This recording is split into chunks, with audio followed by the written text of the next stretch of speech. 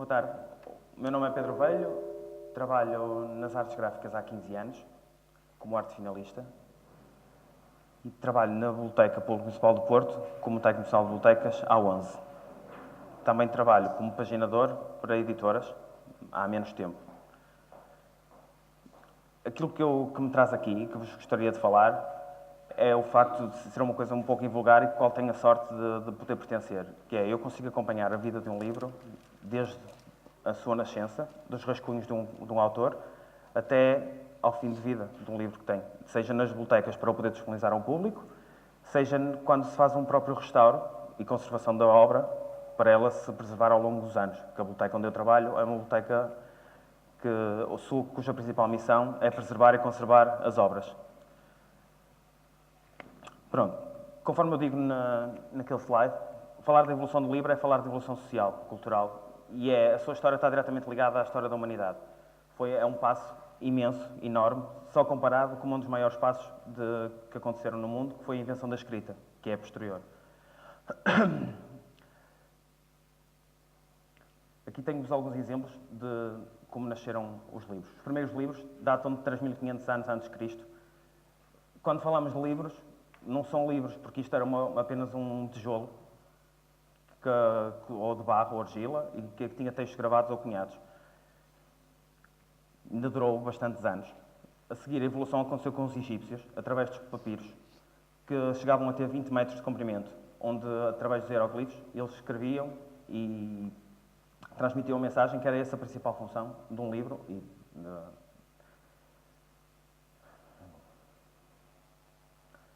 A seguir, a evolução aconteceu através do pergaminho. O pergaminho era feito geralmente de peles de animais. Não tinha nada a ver com aquilo que existe hoje. Um livro continuava a ser simplesmente eles chamavam livro, mas era apenas uma quantidade de escritos ou de mensagem que pretendiam passar. Chegaram a evoluir. O próprio pergaminho chegou a ser foi aquilo que deu origem ao mais próximo que nós temos hoje em dia de um livro. Apesar de eles conseguiram cozer os pergaminhos e construir uma coisa muito similar a um livro. O que ajudou, e o facto que potenciou essa situação, foi a invenção da imprensa. Embora eu aqui vos estou a mostrar outro tipo de papéis ainda. Tenho o papel manuscrito e o papel impresso de hoje em dia, mas é só para terem uma noção da diferença. Aquilo que me queria focar era a invenção da imprensa. Foi Gutenberg que inventou a imprensa através de uma série de invenções, porque ele era ourives originalmente, mas tinha uma mente muito criativa e, acima de tudo, ele precisava de dinheiro e tentou criar de uma forma livros que pudessem ser reproduzidos, de forma muito rápida e pouco dispendiosa, porque produzir um livro era uma coisa muito, muito cara, porque mesmo com os próprios pergaminhos, como eu vos mostrei, eram todos escritos à mão, através de copistas, chamavam-se copistas, as pessoas que copiavam os livros, eram acima de tudo livros religiosos, só livros religiosos, praticamente, e eram todos em latim, ou seja, só quem soubesse ler latim é que conseguia apreender toda aquela informação. Gutenberg conseguiu revolucionar completamente. Esta invenção dele ainda hoje em dia é considerada uma das 10 maiores invenções de sempre.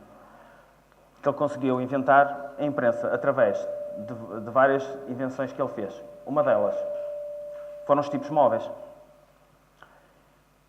Os tipos móveis existiam antes de Gutenberg, mas em madeira. Não se tinham este nome de tipos móveis. Eram feitos em madeira e não eram nunca reutilizáveis. Eram usados uma vez, eram impressa uma folha e depois pouca utilização teriam a seguir.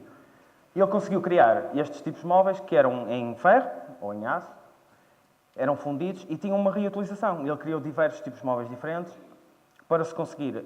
Os tipos móveis eram colocados numa peça que se chamava componedor, que permitiam formar linhas, palavras, frases.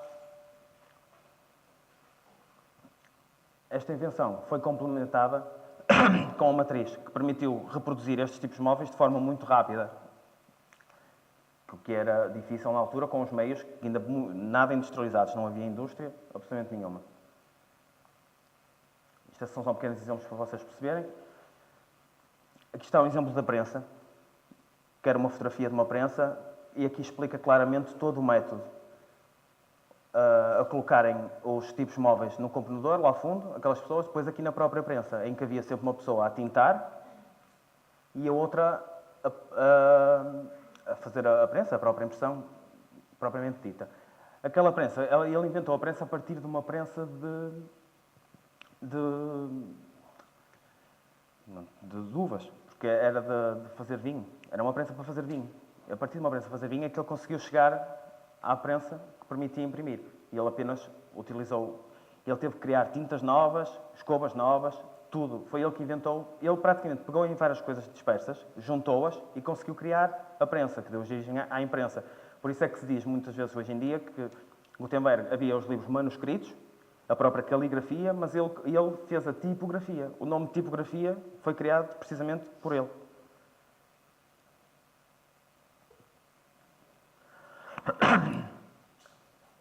Gutenberg conseguiu criar a primeira obra impressa na Europa, que foi uma Bíblia, chama-se-lhe a Bíblia de 42 linhas, precisamente porque tem 42 linhas dispostas em 2 colunas. É um momento de transição enorme, porque permite que toda a gente, em todo lado, permita ter acesso a todas as obras e a poder ler, principalmente se serem... porque havia muita iliteracia naquele tempo, poucas pessoas sabiam ler. E quem sabia ler, muitas vezes não tinha acesso aos nobres, as pessoas mais pobres não tinham acesso a livros, não tinham acesso a qualquer tipo de informação, era só as palavras, não tinham nada escrito, era muito difícil, só haviam obras com pessoas muito importantes e normalmente a igreja é que tinha, e por isso é que 90% das produções que eram feitas eram obras religiosas, principalmente a Bíblia. E a primeira que ele fez, a primeira que foi impressa na Europa, foi precisamente a Bíblia de Gutenberg.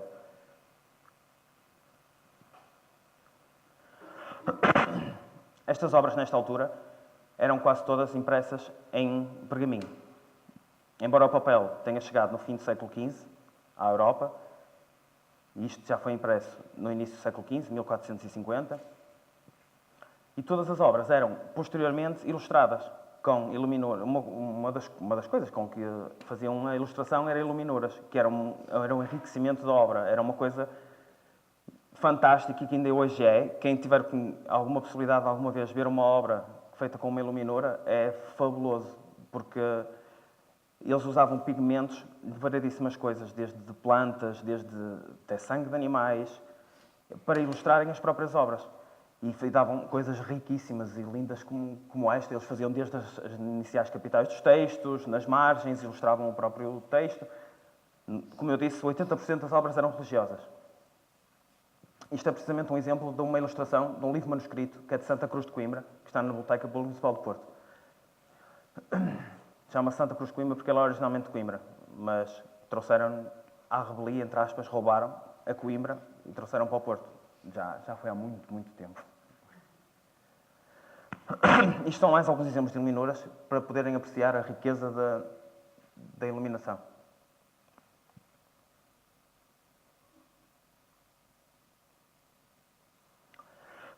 Ou seja, a evolução do livro permitiu mesmo. Ainda hoje em dia, a Bíblia é o livro mais impresso em todo o mundo. Podem não acreditar, mas é o livro que existe que mais uma vez foi impresso em todo o mundo. Gutenberg permitiu mesmo que toda a gente tivesse acesso ao conhecimento, à cultura, aos livros, através de um preço acessível. E fez outra coisa muito mais importante, que foi que através da expansão da imprensa e conseguindo que a imprensa se espalhasse pelo resto dos países da Europa. Por exemplo, o primeiro livro em Portugal só foi impresso o livro mesmo só no fim do século XV, início do século XVI. É impresso em Portugal, foi em Chaves. O primeiro livro impresso em Portugal. E já em papel, porque, como eu vos tinha dito, a maior parte daqueles autores eram impressos todos em pergaminho, mas depois houve a introdução do papel logo a seguir a Gutenberg aparecer. Por isso é que se chama, especificamente, a todos os livros impressos até 1500, chamam-se incunábulos, porque são os livros que vêm do berço, da origem da impressão, que é incunábulo, é mesmo assim. Esta tecnologia da prensa, por muito que pareça estranho, obviamente com algumas modificações físicas só, continuou a existir até perto do século XIX. Não houve modificação nenhuma significativa. Não houve invenções que tornassem mais rápida, melhor, mais eficaz, mais eficiente. Este foi o tipo de impressão que se conservou até ao século XIX. Pronto. Agora, a impressão de hoje em dia, que é aquilo que eu faço, a parte especificamente da arte de finalização, que é isso que eu vos posso falar. Obviamente, os computadores vieram revolucionar completamente a forma como vemos as coisas, como imprimimos, como produzimos, como conseguimos transmitir a nossa mensagem, conforme cada um de nós, é de certeza um gráfico em casa, cada um de nós faz coisas engraçadas em casa e até acha que se produzisse aquilo, conseguia ter sucesso, porque faz coisas bonitas, ver no computador é muito bonito, permite fazer impressão. Existe todo um trabalho para poder preparar um documento qualquer que possam fazer em casa, ou que qualquer designer ou gráfico faça, para depois ser possível, aquilo que nós vemos no ecrã ou no monitor, possa ser reproduzido fielmente num papel, seja em que papel for. E esse trabalho é o que eu faço nas artes gráficas. Todos os documentos que me chegam às mãos, eu tenho que os tratar e certificar-me de que tudo o que está lá feito permite que aquilo que eu vejo no monitor seja exatamente igual. Existem muitas especificações técnicas, desde o próprio documento tem que ter 3 mm de lida ou massa, ou sangramento, como se chama. Ou seja, quando vocês fazem uma página, imaginam, vão ao Word, abrem um documento A4, criam uma coisa, seja ela qual for. Para a impressão gráfica, esse documento tem que ter sempre mais 3 mm a toda a volta. Porquê? Precisamente por causa de um livro. Isto passa-se em todos os casos, mas os livros são muito específicos, porque os livros, eles já no tempo dos pergaminhos, conseguiram encontrar uma forma de cozer os livros. E eles coziam as peles dos animais, umas às outras. Para fazer um livro de pergaminho, um livro inteiro, era extremamente caro. Porque as peles dos animais, imaginem, para fazer um livro conforme o tamanho do livro, mas imaginem um livro com 100 páginas, se cada animal dava para 2 páginas, era mesmo difícil. E não só, as peles dos animais tinham que levar um tratamento muito grande antes de poderem ser utilizadas. Tinham que ser raspadas do lado do pelo, do lado da carne, tinham que ser muito lavadas, com cerca de 10 lavagens diferentes, tinham que ser escovadas, polidas, para poderem ser utilizadas como imprensa. Hoje em dia, no livro, como eu estava a falar dos 3 mm de lead, porquê? O que é que acontece? Um livro hoje em dia é feito através de cadernos, ou da dobragem de cadernos. Eles chamam que caderno... Um caderno é um conjunto de páginas, seja ele o tamanho que tiver. Seja 4 páginas, 8, 16, tem que ser sempre múltiplos para poder dobrar e ficar com uma espécie de uma lombada, como se fosse do livro, que é onde vai cozer o livro, que é onde vai a linha entrar e vai agregar todos esses cadernos para poderem ver um link. Com certeza já vos aconteceu, quando abrirem um livro, até ele abrir em determinado momento e rasgar, ou abrir ali e vêm uns fios, que é as linhas de costura do próprio livro. Pronto, eu no trabalho da arte de finalização que eu faço, não trato só de livros, trato de todo tipo de trabalhos, que era isso um bocadinho que vos vinha a falar, da tecnologias de impressão de hoje em dia. Isto são máquinas de offset atuais, hoje, em que são processos a própria impressão do livro é feita cor a cor. Todos os processos básicos de impressão offset são divididos em 4 cores, que é cian, magenta, amarelo e preto, que é o chamado SMIC. Tem esta designação internacional SMIC. E que se repararem, cada corpo daqueles, que chama-se um corpo, aquilo leva uma cor e leva uma chapa. O que é uma chapa? A chapa está aqui. Isto aqui é uma chapa. A chapa reproduz a cor que nós pretendemos que vai ficar naquela cor. Ou seja, tem uma chapa para o azul, uma chapa para o magenta, uma chapa para o amarelo e uma chapa para o preto. Cada uma dessas chapas é colocada naquele corpo daquela máquina. O papel vai passar pelos respectivos cilindros, estão a ver ali as cores? Vai passar pelos respectivos cilindros, o papel leva uma impressão de cada cor e no fim sai o papel impresso com as cores todas sobrepostas. Isto é feito digitalmente, o computador consegue fazer a separação e divisão das cores, de maneira que quando elas estão ali impressas separadamente e se unem, fazem a imagem, ilustração, texto, seja o que for. Mas a impressão offset hoje em dia, de uma forma muito simplificada, é assim, só para tentar simplificar um pouco as coisas. Isto aqui é outra máquina, que é uma máquina já muito grande, uma máquina industrial de offset, onde são impressos, por exemplo, jornais, onde o próprio papel não entra sequer em folhas, como nós temos uma impressora em casa, não é? E entra em rolo, umas rolos enormes, bobines, chamadas bobines. Aquilo é também um exemplo de uma máquina de impressão offset. Tem ali o rolo e estão a ver ali a folha já a sair do próprio rolo impressa. E mostrando-vos um bocadinho do que poderá vir a ser o futuro. Tenho aqui uma máquina que... Futuro muito breve. Tenho aqui uma máquina que é uma mistura entre a impressão offset e a impressão digital que vocês hoje têm em casa. Uma impressora banal, seja ela a laser, seja já de tinta. Isto é uma mescla entre as duas impressões, offset e digital. Se repararem, comparativamente com as outras máquinas que vimos, a parte de entrada de papel da máquina e a parte de saída é muito, muito, muito similar. O que muda é no meio, no corpo. O que é que vai acontecer? Esta máquina ainda não saiu para o mercado, mas vai sair muito em breve. E eu, na minha opinião, na área que eu trabalho, acho que vai revolucionar um pouco o mercado. Porque é ideal para pequenas tiragens. Hoje em dia, mesmo com a crise que está instalada no próprio país, cada vez se fazem menos tiragens. Se qualquer um de vocês editar um livro ou pensar em fazer um livro, ninguém vai fazer 10.000 exemplares de um livro. Vocês vão provavelmente pensar em fazer, não, eu até queria fazer 100, se calhar vender aos amigos ou ver, se tiver sucesso, depois produzo mais. Isto para mim será um pouco mais do futuro. Não estamos a falar, obviamente, de impressões, ou conforme falou o primeiro orador, em que tiragens de jornais, que são grandes tiragens, que não é este o tipo de trabalho, são com máquinas completamente diferentes. E estamos a falar de situações do dia-a-dia, que vocês enfrentam dia-a-dia, desde flyers, cartazes, folhetos desdobráveis, papéis de carta, cartões.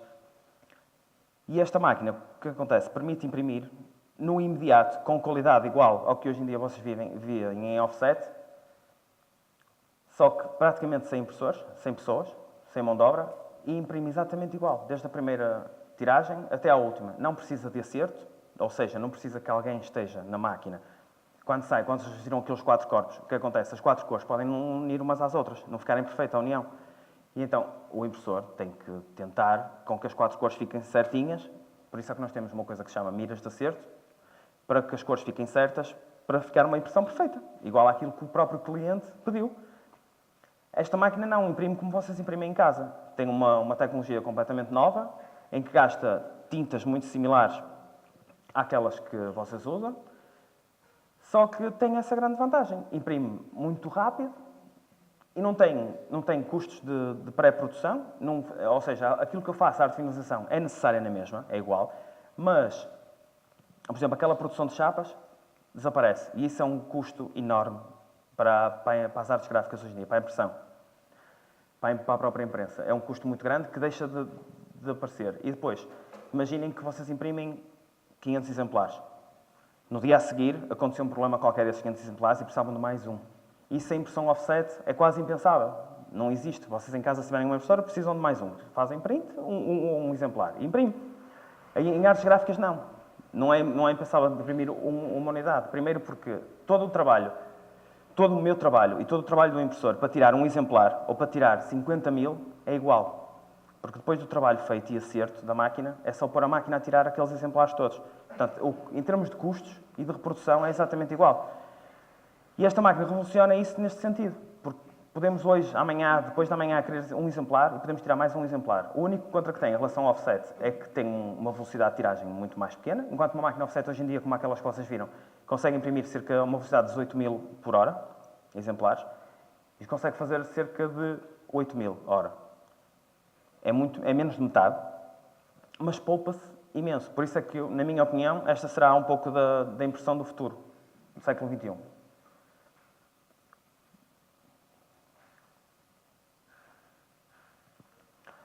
Agora, vou falar da outra parte, a seguir ao livro. A seguir ao livro ser impresso, o livro tem que ir ou para os próprios autores e depois é distribuído pelos leitores, seja em bibliotecas, seja em livrarias, seja mesmo venda online, se forem PDFs online, para poderem ser consultados, lidos.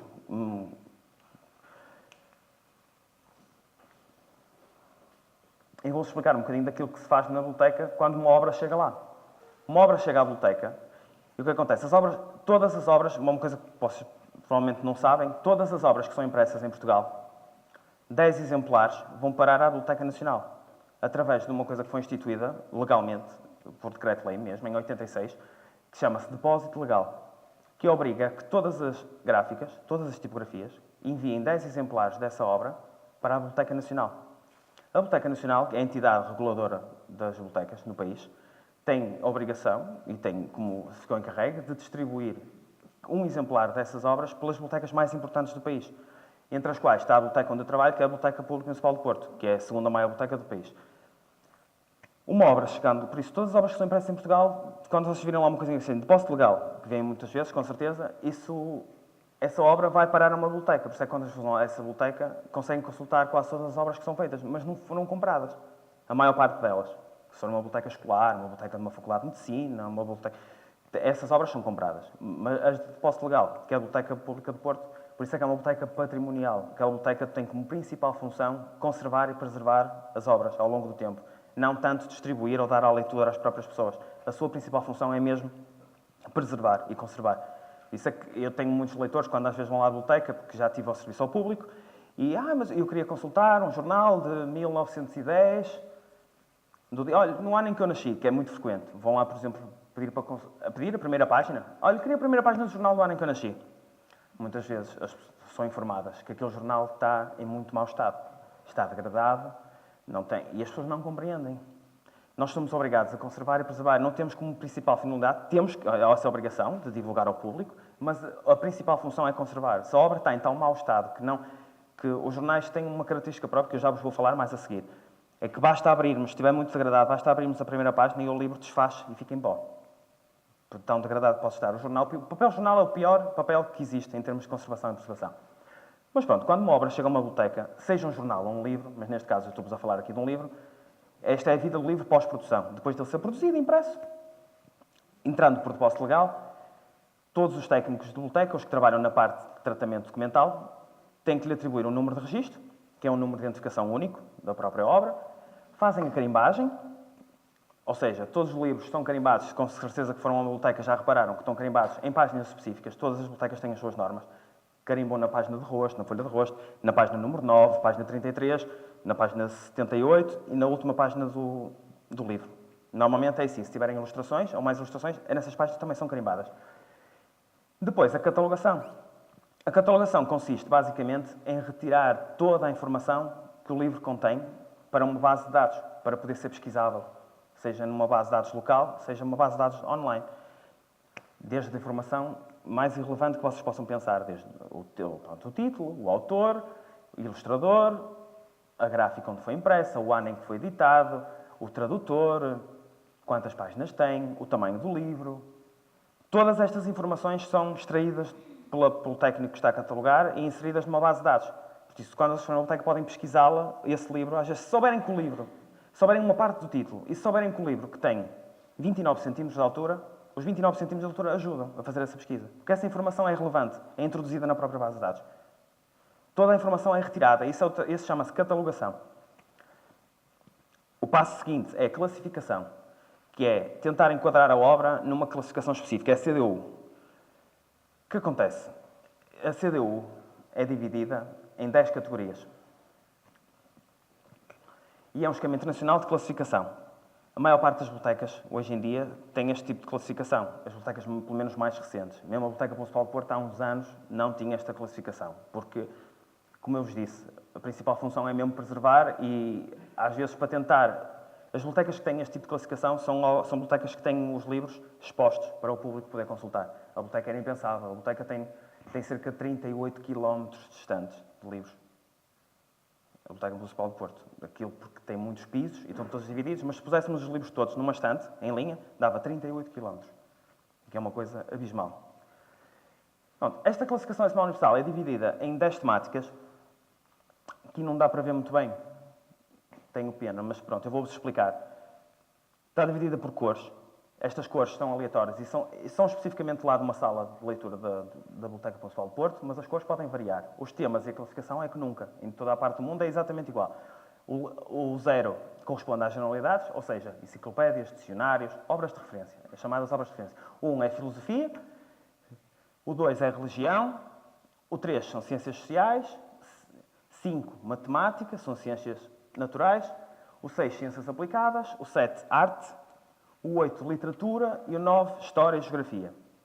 Estes são os grandes temas. Existem depois, dentro de cada este tema, variedíssimos subtemas. É dividido de forma infinita, mesmo. Se vocês forem a uma biblioteca da Faculdade de Belas Artes, por exemplo, 90% dos livros que vão encontrar tem o 7.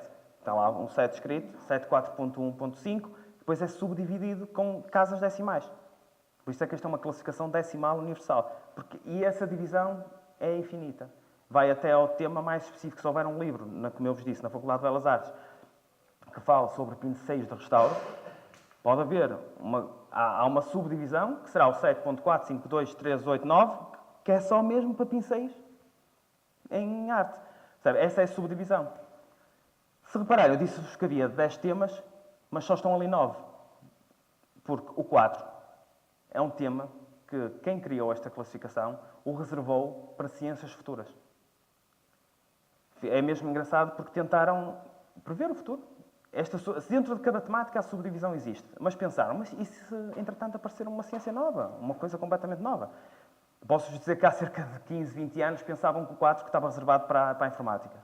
Porque era tanta a expansão e a forma como hoje em dia lidamos com computadores e com informática e de forma tão generalizada que pensaram vai-se criar ali uma temática, se calhar justifica-se e vai-se subdividir. Mas não aconteceu isso. A informática até está no zero, ainda está no zero. Pronto. A seguir ao tratamento técnico, os livros na biblioteca são disponibilizados e a classificação. Bem, a indexação. A indexação é muito similar à classificação. Enquanto que na classificação nós podemos classificar uma obra nunca pela capa, porque nunca se trata um livro pela capa, mas podemos classificá-la mais ou menos pela capa. Se um livro disser, olha, por exemplo, um livro escolar, Filosofia 11º ano. Sabemos que o livro é filosofia, não há volta a dar, não é? É um bocado óbvio. A indexação não. A indexação normalmente é feita por bibliotecários, pessoas que têm normalmente mais outros tipos de responsabilidades, e a indexação é muito subjetiva. É muito subjetiva. Eu posso fazer uma indexação, qualquer um de vocês se calhar faria uma indexação diferente, porque a indexação é mais específica, é tentar ler o livro, ou tentar avaliá-lo de todas as formas, da melhor forma possível, como é óbvio, e retirar de lá um assunto. E um livro que fala de filosofia 11º, se calhar não é filosofia em geral, mas o filosofia 11º trata de alguma coisa em específico, de algum tema, com certeza. Quem teve filosofia 11º lembra-se se tratará de algum tema em específico. Na indexação já se vai atribuir esse assunto específico que está no próprio livro. Por isso é a indexação. E é a diferença entre indexação e classificação. A classificação é basicamente arrumar o livro na estante. Nós temos esta sala coberta de estantes e existe uma estante para a arte. E então é pegar naquele livro e dizer onde é que este livro se encaixa. É um pouco isso. Indexação não. A seguir tem a cotação. Depois de atribuir esta CDU, é atribuída uma cota com o início da classificação que foi atribuída, mais as letras que correspondem. Normalmente é assim. A primeira letra é o último nome do autor, a letra do primeiro e último nome do autor. As outras 3 letras é a letra do título do livro. E depois é arrumada na estante, por ordem alfabética. E assim que finaliza o tratamento do livro, para poder ser disponibilizado ao público.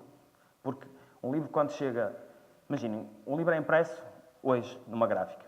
Um livro só chega à Biblioteca Nacional daqui a 3, 4 meses.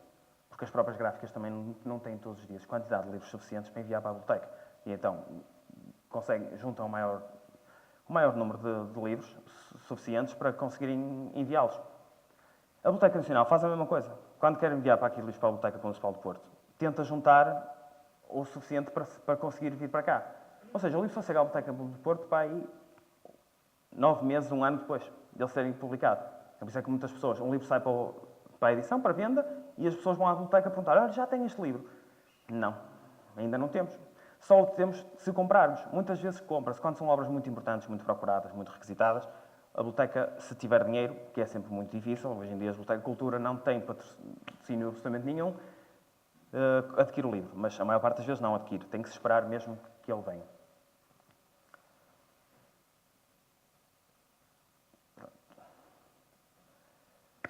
Isto será a preservação e conservação do livro. Os livros, após tantos anos, ficam com enormes problemas, sejam eles físicos, sejam eles ambientais, sejam eles químicos. Existem variedíssimos problemas que podem afetar os livros. Com certeza vocês já se depararam com muitos livros com esses problemas, mas este é um exemplo dos livros quando são degradados por bibliófagos, que é assim que se designa os pequenos bichinhos que destroem os livros. Aquele é o bichinho da prata, com certeza vocês conhecem e já viram muitas vezes. Estes bichos são muito perigosos porque conseguem corroer mesmo couro. Mesmo todos os tipos de materiais que sejam à base de celulose, eles conseguem corroer. O papel é um deles, e é o mais óbvio, mas eles, mesmo madeira. Isto é outro tipo de infecção que pode acontecer nos livros, que é por fungos, a umidade. É muito importante para a conservação e preservação dos livros. Na própria biblioteca, os depósitos das obras mais importantes estão fechadas num cofre forte, como se fosse um banco, em que tem uma porta, um cofre que só abre e fecha a determinadas horas, e quase pouca gente tem acesso a essa sala.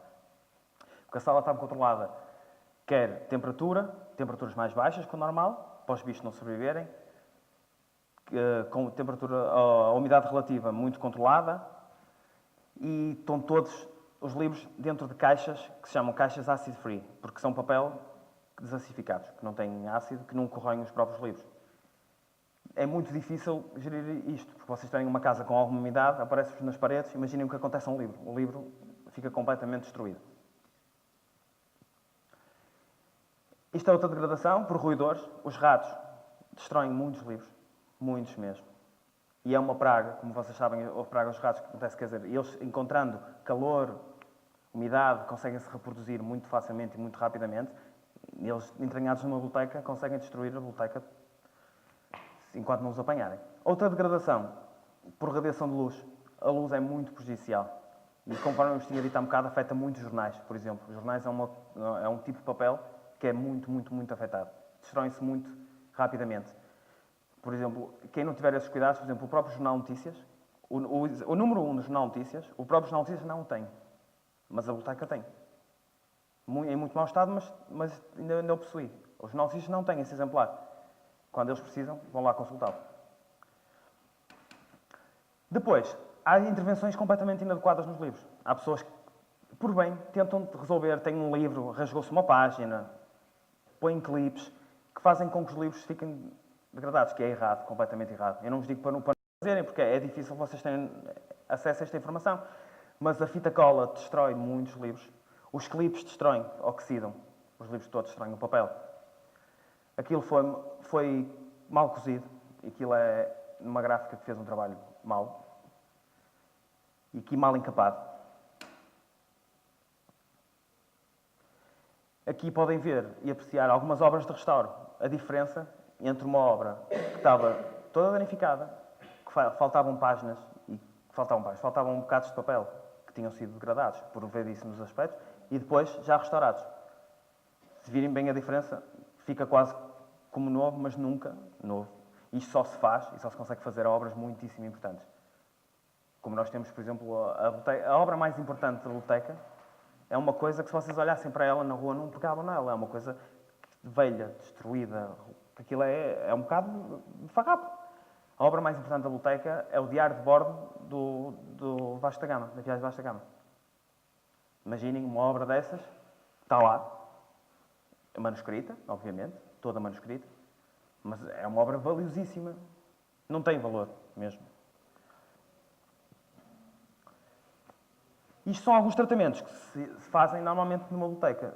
Desde que vocês pensam que é impossível, mas se faz limpeza página a página, a tirar o pó do livro, página a página, nas obras mais antigas especialmente.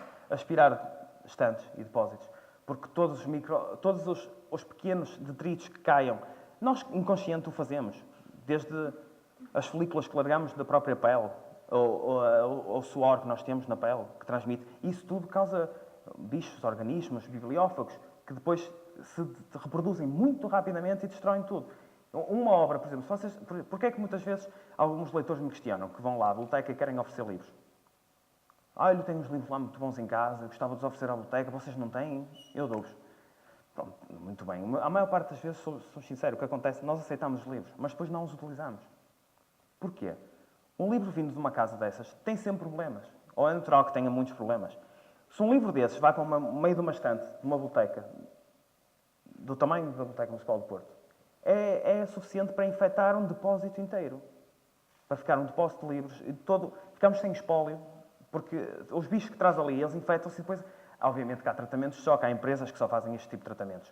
Através de conforme fazemos desratização através de químicos, só que também são um pouco prejudiciais aos livros, mas é muito melhor. E também há intervenções que não se fazem nos livros, porque a própria intervenção que iríamos fazer ia destruir mais o livro do que aquilo que ele já está. Então há livros que se deixam estar conforme estão.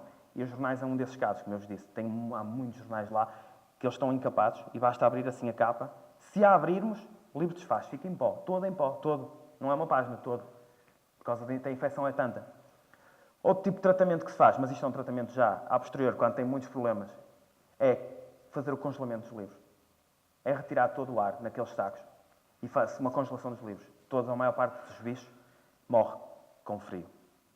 Então as obras são congeladas, são colocadas em sacos especialmente herméticos e não deixam-se estar lá há algum tempo e ficam aparentemente sem bicho. Aqueles são alguns instrumentos que se devem usar sempre no manuseamento de livros. Eu vou mostrar também aqui.